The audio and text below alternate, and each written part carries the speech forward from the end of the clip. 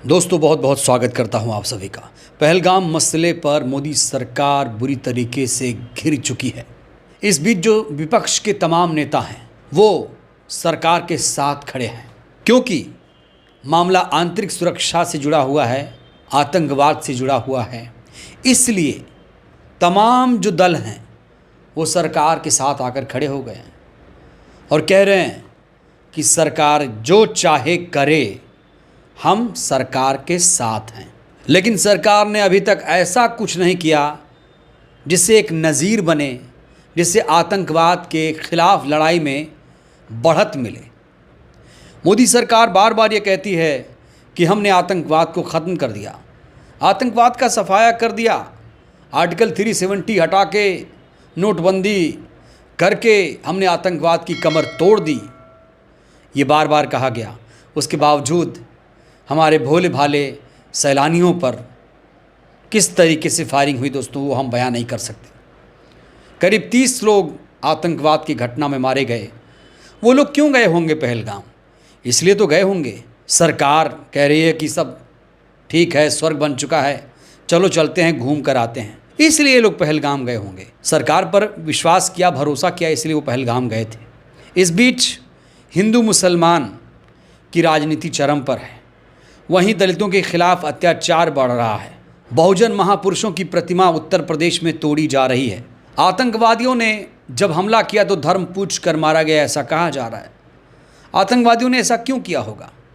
क्या उन्हें भी ये मालूम है कि भारत में हिंदू मुसलमान हो रहा है और हम हिंदू मुस्लिम करेंगे तो भारत के मुसलमान आपस में लड़ेंगे? और ऐसा हो रहा है। हिंदू मुसलमान इस समय ही सोशल मीडिया पर हिंदू मुसलमान युद्ध लड़ रहे हैं।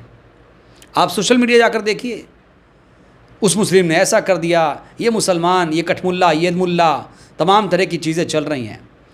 और अब आतंकवाद को एक धर्म से जोड़कर लोग देख रहे हैं, कह रहे हैं कि हर आतंकवादी मुसलमान होता है। लेकिन आज मैं आपको 2 हेडलाइन दिखाऊंगा जिसे सोशल मीडिया पर शेयर किया जा रहा है। ये हेडलाइन पहले आप देखिए, इस हेडलाइन को देखिए। जिस आतंकी को पुलिस ने जम्मू में दबोचा वो निकला बीजेपी आईटी सेल का पूर्व प्रमुख, भाजपा का पूर्व आईटी सेल प्रमुख, पाकिस्तान स्थित लश्कर तैयबा के आतंकवादी कासिम के लगातार संपर्क में था। हाल ही में हुए कम से कम 3 ब्लास्ट में वो शामिल था। इसके अलावा नागरिकों की हत्या और ग्रेनेड विस्फोटों में भी शामिल था। तो जो लोग कहते हैं कि सिर्फ मुस्लिम ही आतंकवादी होता है, ऐसा नहीं है।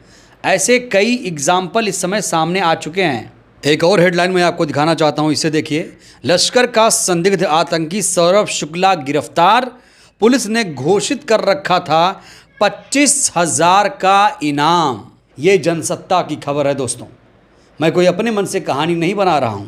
तो ये हेडलाइंस बताती हैं कि आतंकवाद का कोई भी धर्म मजहब नहीं होता है। तो जिस तरीके से भारत में, देश में हिंदू मुस्लिम के नाम पर नफ़रत फैलाई जा रही है, उसको लेकर मायावती जी भी काफ़ी ज़्यादा परेशान हैं। वो आहत हैं इस मुद्दे को लेकर कि हमारे देश को ऐसा क्या हो गया है, हमारे देश के लोग आपस में क्यों लड़ भिड़ रहे हैं। अगर आपस में ही लड़ेंगे तो आंतरिक सुरक्षा का खतरा पैदा होगा।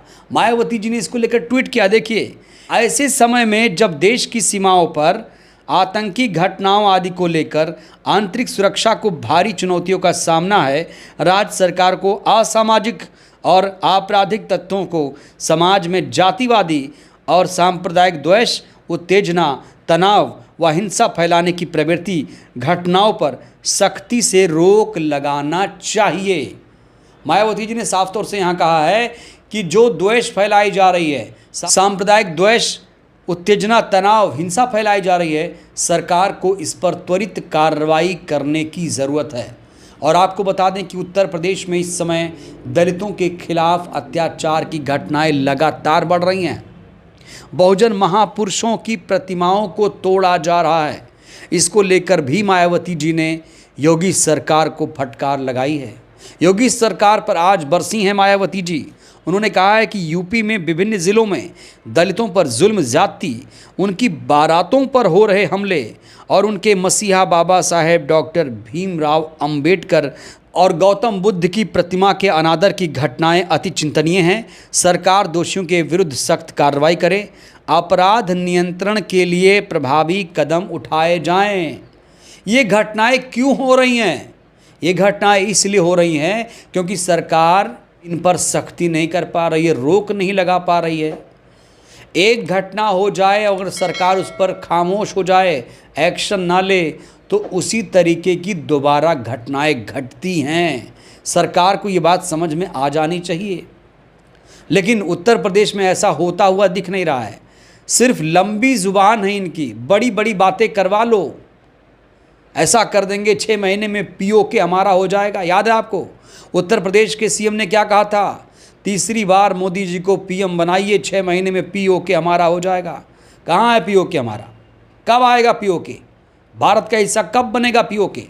कब बनेगा अखंड भारत? और ये आतंकवाद की घटनाएं क्यों नहीं रुक पा रही हैं? गृह मंत्री क्या कर रहे हैं? गृह मंत्री सिर्फ जुबान चलाएंगे, सिर्फ बड़ी बड़ी बातें करेंगे और आतंकवाद की घटनाएं रोकने में नाकाम क्यों हैं? इस्तीफा दे देना चाहिए ऐसे गृह मंत्री को जो लोग ऐसी घटनाएं रोक नहीं पा रहे हैं। चीन को लाल आंख दिखाएंगे, पाकिस्तान को लाल आंख दिखाएंगे। सत्ता में आने से पहले ये लोग बड़ी बड़ी बातें करते थे, लेकिन सत्ता में जब बैठे हैं तो इन्हीं के सामने वो सारी घटनाएं घट रही हैं जो पहले भी देश में हुआ करती थी। कहते थे कि मोदी जी बड़े मजबूत प्रधानमंत्री हैं, 56 इंच की छाती है। क्या हो गया इस 56 इंच की छाती को? लाल आंख कब दिखाई जाएगी? क्यों बार बार आतंकवादी घटनाएं घट रही हैं हमारे देश में? उरी हमला, पुलवामा हमला, पहलगाम हमला, ये घटनाएं कब रुकेंगी? ये बड़ा सवाल है। हमारे नागरिकों की सुरक्षा कब होगी? ये भी बड़ा सवाल है। बहरहाल इस वीडियो में इतना ही। दोस्तों, जिस तरीके से उत्तर प्रदेश में दलितों के खिलाफ अत्याचार हो रहा है, आपको क्या लगता है ये घटनाएं क्यों बढ़ रही हैं? और मोदी सरकार जो कहती है उस पर आप कितना यकीन करते हैं? आप लोग अपनी राय दीजिएगा। बहुत बहुत धन्यवाद।